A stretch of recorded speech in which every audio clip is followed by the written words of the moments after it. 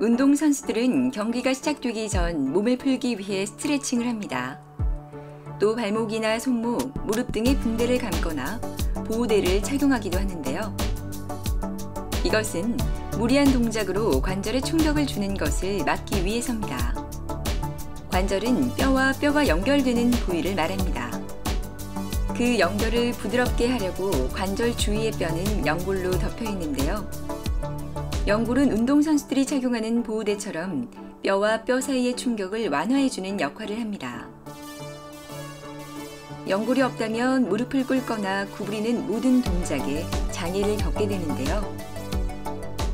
특히 우리나라와 같은 동양권 문화에서는 일상생활에서 무릎을 꿇거나 구부리는 자세가 유독 많다 보니 이러한 좌식 생활을 오랫동안 해온 고령의 연령대에서 무릎이 아픈 분들을 많이 볼 수 있습니다. 노화가 진행되면서 점점 닳게 되는 연골. 평균 수명이 길어지는 현대인에게는 또 하나의 걱정거리가 아닐 수 없는데요. 그렇다면 무릎 관절, 어떻게 관리하는 것이 좋을까요? 이제 무릎에 이제 아파가지고 걸음을 못 걷지, 쩔룩쩔룩하고. 마음껏 걸을 수 있으면 그게 제일 큰 바람이죠. 무릎은 종아리와 허벅지를 연결하는 곳 정도로만 생각하는 경우가 많습니다. 하지만 사실 무릎은 두 다리에서 몸 전체의 무게를 지탱하고 있는 중요한 부위로 서 있을 때나 걸을 때, 계단을 오르내릴 때 등 거의 모든 동작에서 무릎이 사용돼 나이가 들수록 관절 및 무릎 연골 손상이 되는 경우가 많습니다. 그런데 무릎은 많이 사용되는 것에 비해 관절이 움직이는 범위가 좁은 편인데요. 위아래로 구부리는 운동만 가능하기 때문입니다. 이로 인해 자칫 잘못하면 무릎이 손상될 위험이 큰데요. 오늘은 김세식 과장님과 함께 무릎 연골 손상에 대한 모든 것을 알아보도록 하겠습니다.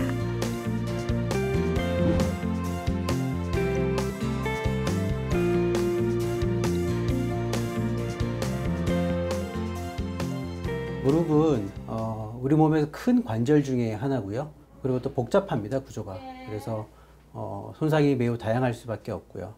그렇지만 실제로 걸어 다닐 때 항상 사용할 수밖에 없기 때문에 늘 손상이 되는 것은 동반될 수밖에 없는 부분입니다. 그러니까 당연히 무릎 구조물 안에 있는 연골들은 중요하게 되겠죠. 연골들이 손상이 있거나 닳게 되면 늘 통증을 동반할 수밖에 없기 때문입니다. 무릎 관절은 크게 3개의 뼈로 구성이 되어 있습니다.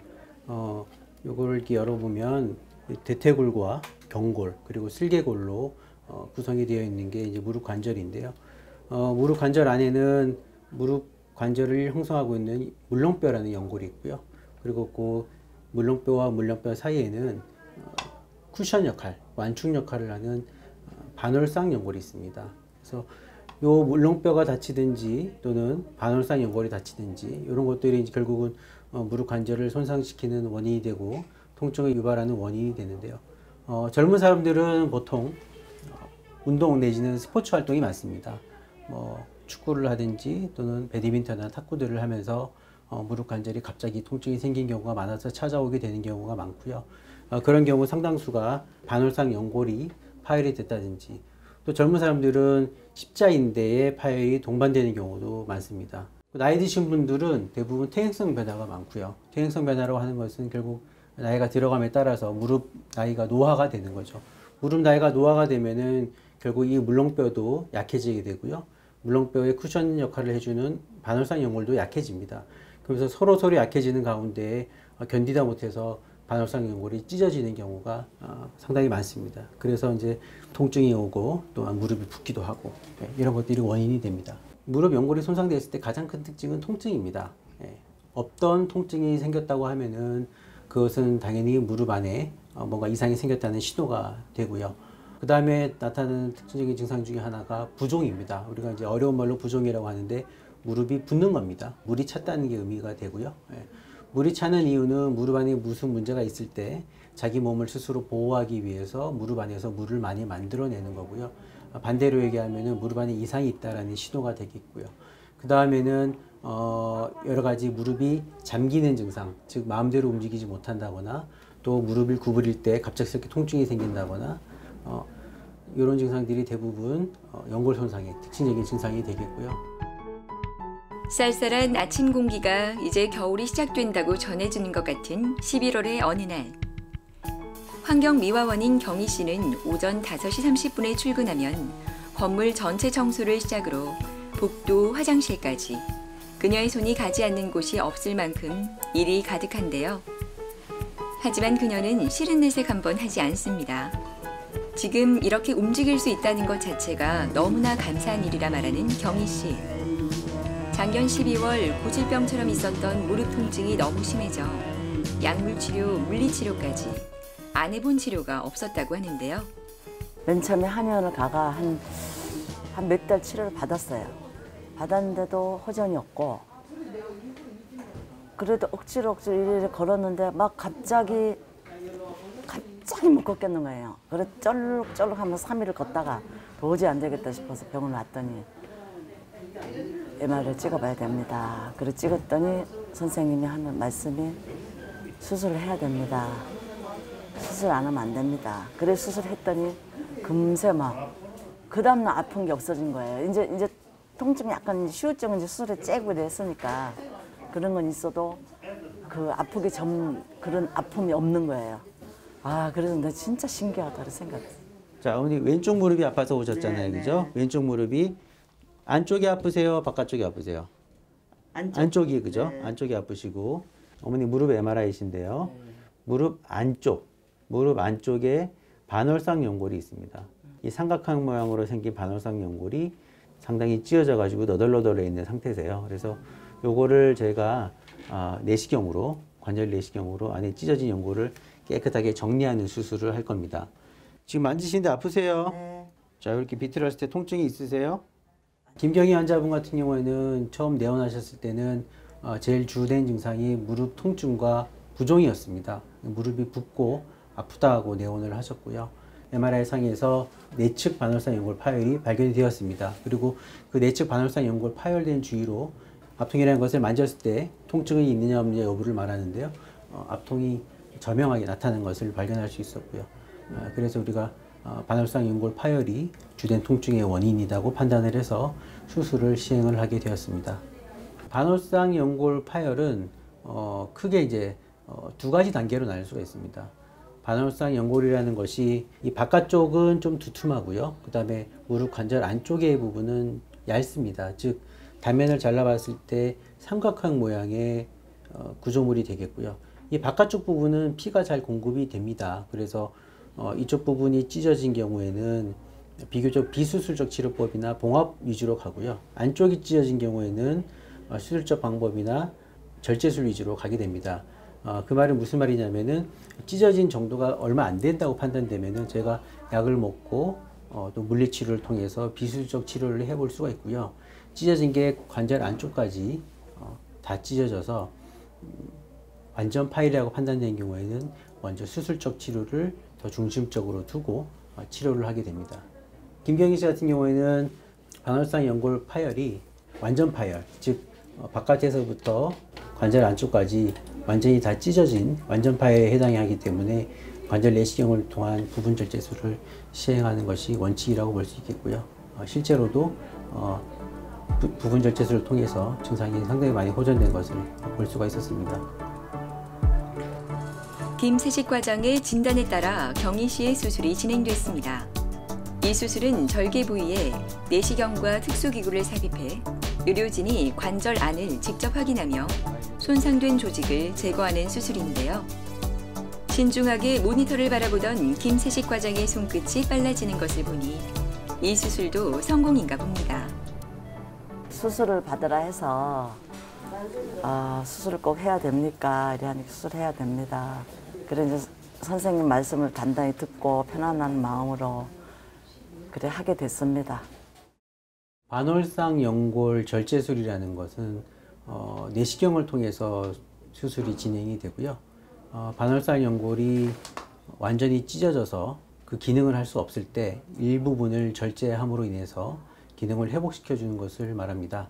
나이가 비교적 젊고 또 회복력이 좋으신 분들은 찢어진 양상에 따라서 봉합술을 하는 것을 더 추천을 드리고요. 나이가 좀 많고 활동력이 떨어지시는 분들이나 찢어진 양상이 앞서 김경희 씨와 같이 수평 파열 양상인 경우에는 부분 절제술을 하는 것이 훨씬 더 효과적이라고 볼 수 있습니다. 관절 레싱을 통해서 반합상 연골을 부분 절제술을 시행하거나 또 봉합술을 시행한 경우에는 수술하기 전에 갑자기 생겼던 증상으로 수술을 하는 경우가 대부분인데요. 그런 증상들은 대부분 상당히 많이 호전되는 것을 우리가 볼 수가 있습니다. 수술 후 10개월이 지났습니다. 이제는 걸을 때도 불편하지 않고 다리 통증도 없는데요. 수술 후 달라진 몸 상태에 경희 씨는 너무나 놀라고 감사한 마음뿐이었다고 하네요. 집에서 운동도 하고 목욕도 자주 하고 또 재활 치료도 받고 물리치료도 받고 주사도 맞는 게 있거든요. 그거 한 번씩 맞고 그렇게 걸어 다니는 게 많이 부드러워지고 이제 안 아파요. 경희 씨와 가장 친한 동료인 정희조 씨도 연골 파열로 인한 수술을 받은 환자입니다. 가끔 휴식 시간엔 이렇게 희조 씨랑 도란도란 이야기를 나누곤 하는데요. 서로의 아팠던 시간을 잘 알기 때문인지 그녀와의 이야기는 끝날 줄을 모릅니다. 몇 달 동안 이제 다리가 아파갖고 막 침도 맞고 이랬는데 안 되고 이제 일하면서 계단에 올라오면 내가 다리가 아파서 막 기어 올라왔어요. 너무 아파갖고 과장님한테 이제 가갖고 저기 MRI 좀 찍어보자고 그러니까 그래 찍으니까 이제 연골이 찢어졌다 하더라고요. 그래 당장 날 잡아갖고 수술했어요. 수술해갖고 일주일 만에 퇴원했거든요. 수술하고 난 뒤에 통증은 싹 사라졌어요. 싹 사라지고 많이 좋아지고 이제 차츰 운동도 조금씩 집에서 하고 저기 물리치료도 받고 이래 하기 때문에 앞으로 관리만 잘하면 괜찮겠어요.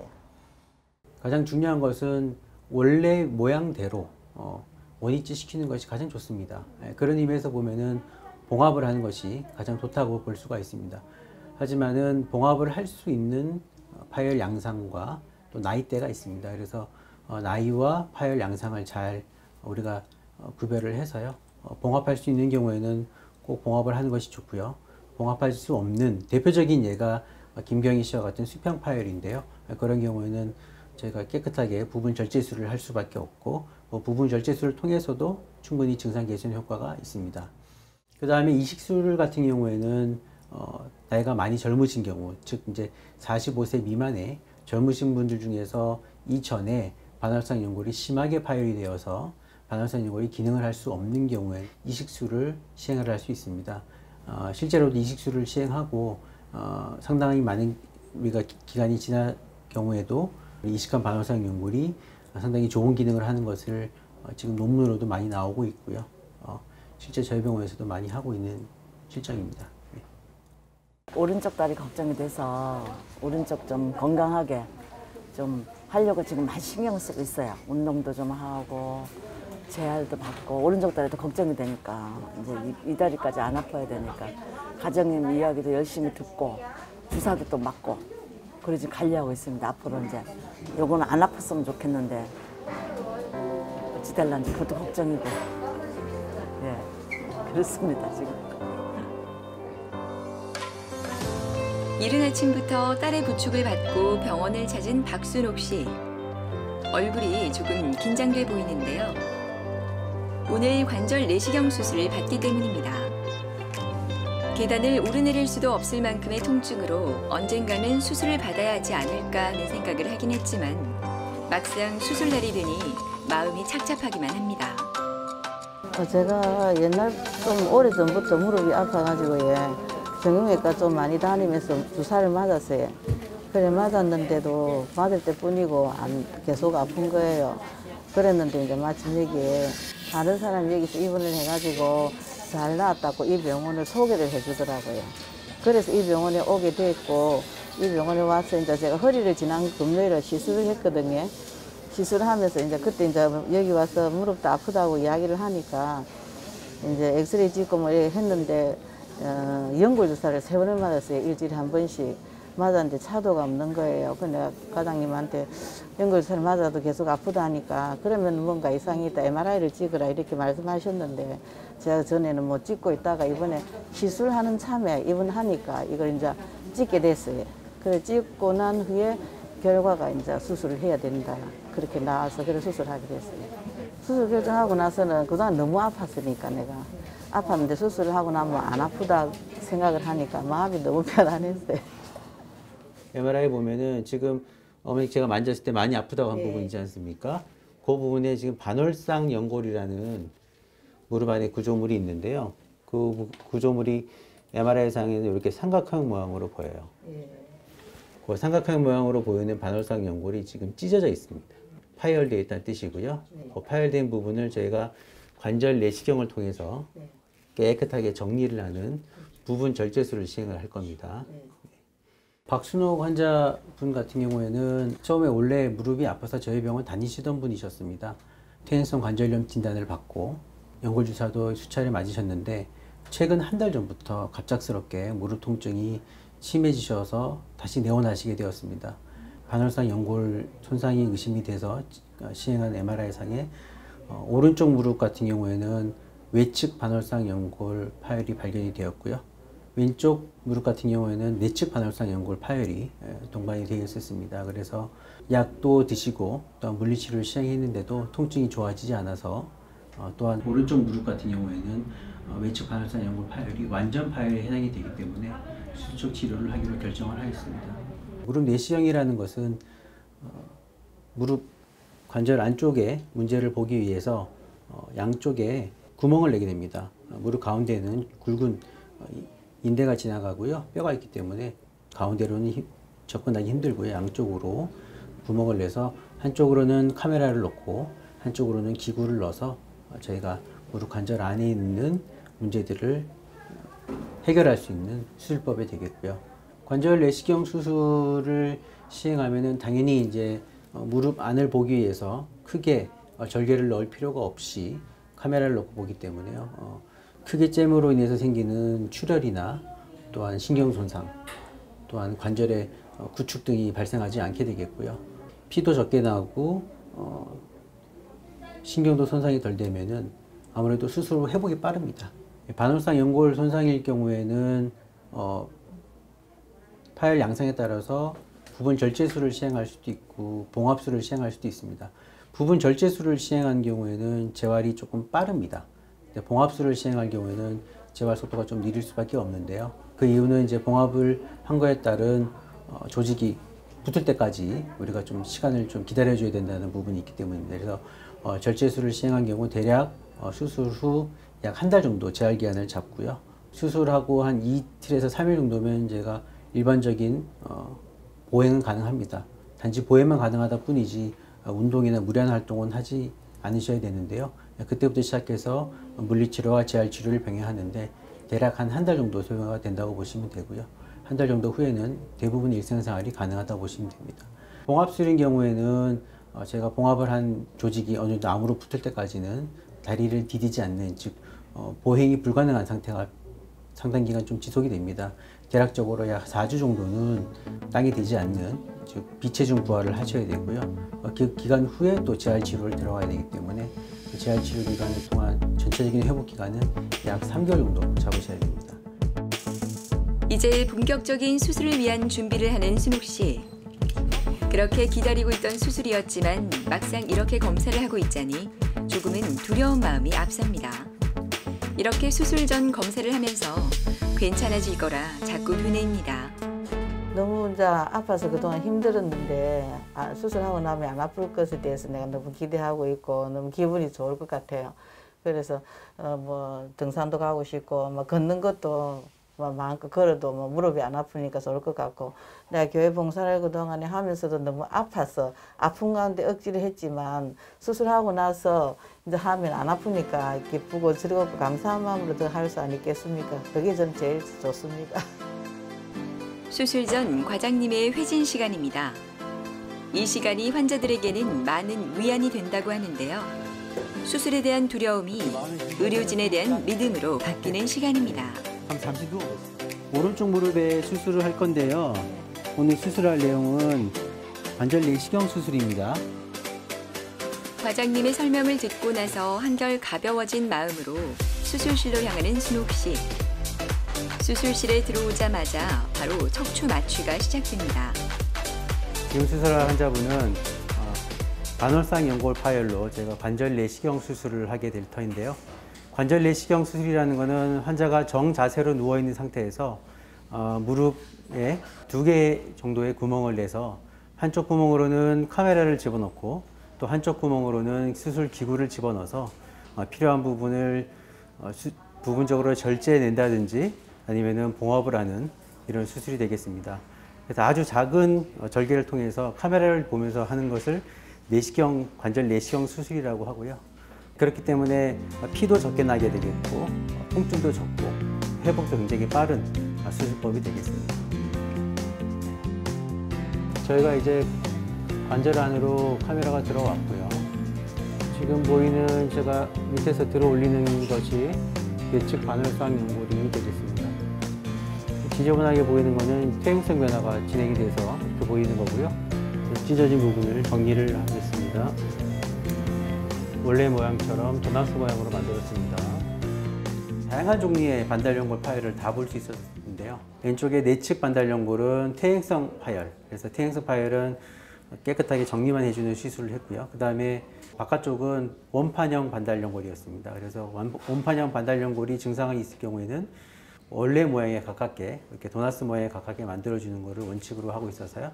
그렇게 만들어줬고 우측이 이분이 특히 증상이 심했는데요. 우측에 특히 외측 반월상 연골이 여러 형태로 지금 찢어져 있는 것을 발견할 수가 있었고요. 퇴행성 파열과 함께 그다음에 수평 파열이 심하게 찢어져 있어서요. 깨끗하게 부분 절제술을 통해서 원래 모양에 가깝게 만들어 줬습니다. 그래서 이분 같은 경우는 지금 수술하기 전에 통증이 있었고 무릎이 부었고 물도 차고 특히나 이제 마취는 증상이라고 얘기는 하는데요. 환자분께서 걸을 때 뜨끔뜨끔하는 그런 증상들이 아마 없어질 것으로 우리가 기대를 하고 있습니다. 물론 환자와 함께 수술 후의 과정, 특히 재활 과정을 잘 거치셔야 되는데 재활을 통해서 무릎 운동과 함께 근력을 잘 키우신다면 아마 거의 정상에 가까운 생활을 할 수 있지 않을까 기대를 하겠습니다.